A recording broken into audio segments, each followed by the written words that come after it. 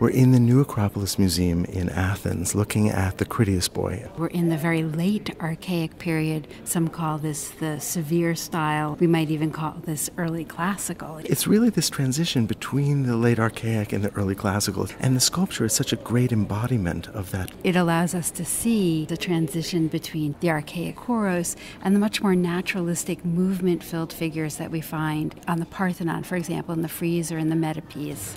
This sculpture was probably broken originally when the Persians invaded Athens and desecrated the Acropolis. This was a huge blow to the Greeks, and when they finally recovered this territory, they took the sculptures that had been destroyed and they buried them. So it's ironic that the reason that these sculptures are preserved is in part because they were destroyed. But to make the story even more complicated, before the Greeks had been defeated by the Persians, they had an earlier victory at Marathon, where an overwhelming force of Persians was defeated. Now that first victory by the Greeks over the Persians is important to understand in relationship to this sculpture, because some art historians have suggested that the newfound naturalism that we see in the sculpture is a result of the new sense of self, the new sense of self-determination that came in the wake of the victory over the Persians. And a sense of Athens as the leader among the Greek city-states who united against the Persians. So like the earlier Chorus figures, this is marble.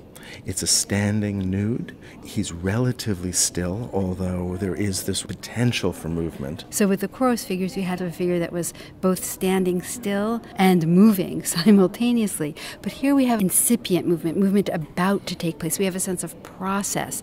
And I think it's that unfolding of time that makes this figure seem so much a part of our world instead of the timeless world of the Chorus. Well, the Chorus figures were depicted as stick figures. There were mechanical joints that were suggested but did not really exist. Didn't really work. Well, that's right. There was no way for those figures to actually move. Whereas this figure, the much more naturalistic renderings of the volumes of the body, the understanding of the musculature, the understanding of the bone structure, and especially the transitions from one part of the body to the next, make the potential for movement believable. Although we don't see the feet and the right side, we don't see the calf, there is a sense that this figure is standing in a pose that art historians call contrapposto. That is, his weight is shifted onto one leg, and here's the important part. As a result, other things happen within the body, so that one shift in one part of the body affects the rest of the body. So the body acts in unison. We can see that very clearly with the knees.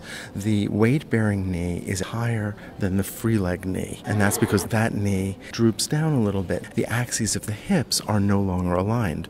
The weight-bearing leg has a hip that juts upward into the torso, where the free leg, the hip hangs down. The shoulder above the weight-bearing leg actually drops down slightly, and that compresses the torso in between.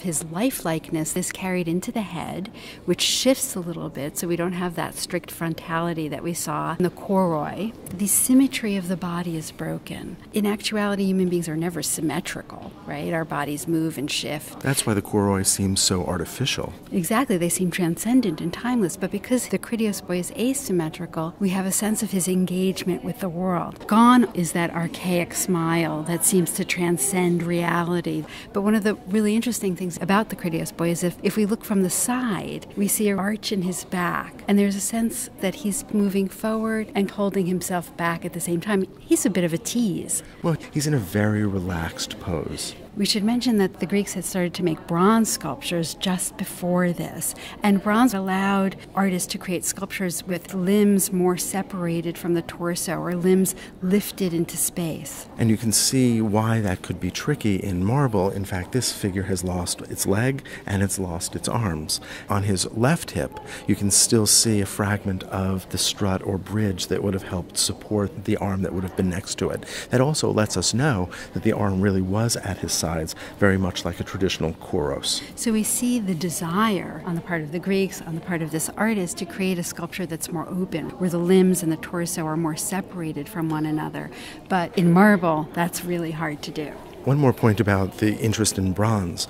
Unlike so much marble sculpture, here we have eyes that have been hollowed out. They would have been inset probably with glass paste eyes that would have been very lifelike. And that's a technique that was commonly used in bronze.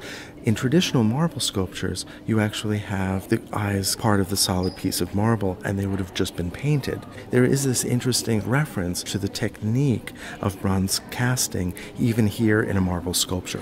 And I should mention that the reason we call it the Kritios Boy is because the Kritios sculptor was an important sculptor in bronze at this time, of which this is very stylistically similar. In the entire body, we've moved away from the linear representation of symbols of the body, and we now have these smooth, beautiful volumes that represent this Greek ideal of the athletic male youth. That represented the peak of human achievement and also the qualities of the divine.